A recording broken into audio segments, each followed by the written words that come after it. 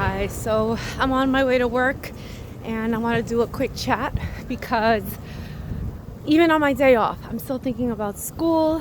Even on my day off, I'm still doing some work and creating lessons. Not because I have to, but because I am inspired to. And I think that is a rare thing.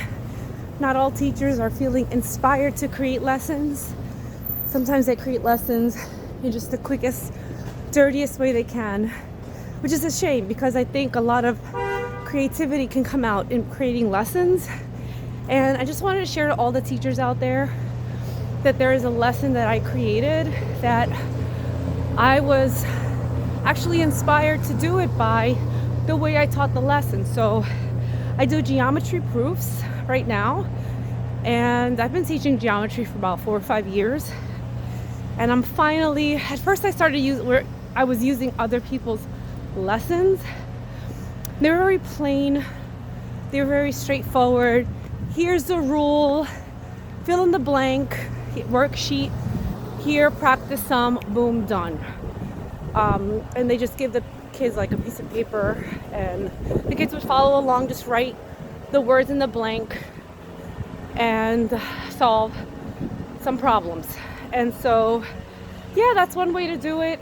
But I wanted to create a more tactile experience, if I do say so, in that sense, because when I was doing proofs, instead of just saying, well, how do we prove that two triangles are congruent? Like, who cares, right? So why do we need to prove two triangles are congruent? How is that going to help me in my life?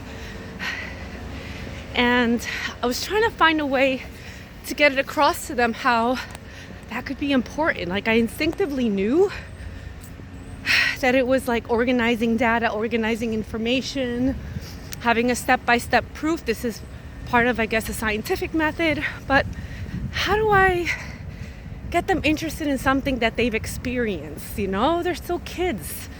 The world experience is very limited. So I thought of it like you're proving a case, okay? So you have two triangles and you're trying to show that they are victims or culprits in a murder, in some type of crime. And you have to gather evidence. You have to connect the dots like with red string. And then you have to be able to present a case before a judge. And a lot of kids at this age have already experienced courtroom drama, or in terms of shows, watching shows. I mentioned Judge Judy. They all knew who Judge Judy was. They've seen their family watch this show. And so I said, let me try and bring that into the classroom. And so I created an activity where they're solving cases. You've got two triangles. There's been a murder, triangle murder. There's a crime spree. And you have the photographer comes on the scene and takes a picture of the bodies, which are the two triangles. And this is what they use to mark up, right? Then you have the police officers who are first on the scene, and they just gather the evidence. This is the given information.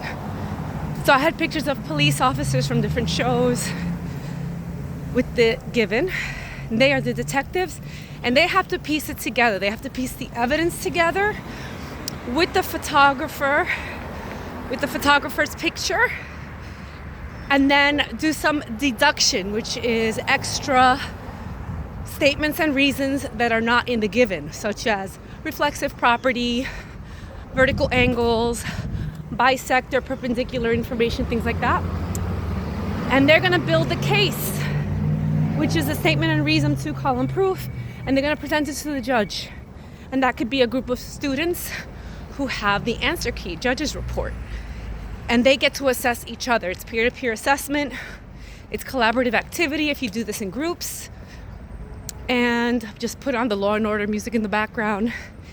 And it was a hit. A lot of the kids really enjoyed it. And they got an appreciation for it. Because I told them it's important to not just say something's true. Sometimes you have to prove it. And I'm using triangles, but this could be a perspective. This could be a business idea. that you want to present and you need funding for, you need to convince people of something. You've got to present a concrete argument that could sway someone your way, right? So it's not really about the geometry, but I'm using geometry. So that's what kids, I think, this is my opinion, this is what I think kids need in order to see the connection with something like math to their real life. So this is my insight for today. It's just a teacher thought I had, and I wanted to share it with you. Hope this helps or gives you some inspiration for something else. Leave me any ideas you have about this or any comments, and talk to you soon. Bye.